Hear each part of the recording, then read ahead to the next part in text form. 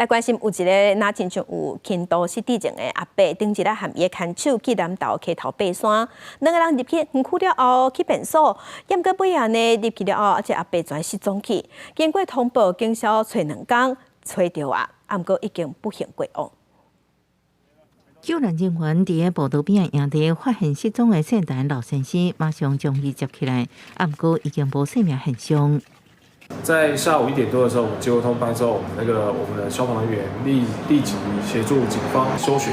然后顺利在今日早上的时候，顺利搜寻到陈姓老翁。意外发生伫84岁姓陈老先生甲太太斗阵去南投溪头健行，2人8点半集合了后，分别去便所。毋过太太发现胆无先生，赶紧通报救援。经过25点钟的敲催，13早起10点左右，伫大学溪步道边的营地发现失踪的老先生，毋过已经救袂回来。大学坑环池步道，它是一个还算单纯的一个步道系统啊，但是如果脱离了这个步道系统，它的周围都是我们的造林地，那一旦走失，也很难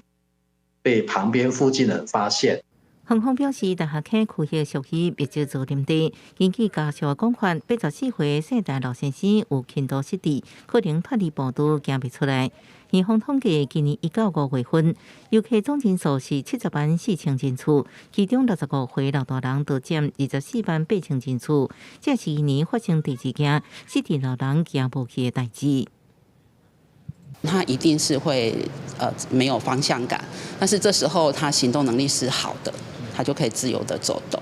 那身边又没有熟悉的人，他就会更没有安全感。洪图表示，轻度失智的老人行动力是较好，也要付出更较侪心力。提醒照顾人尽量唔通离开视线，也透过手环、步表或者是定位手表啊，甲有先向警方建立指纹，来降低惊碰见风险。记者综合报道。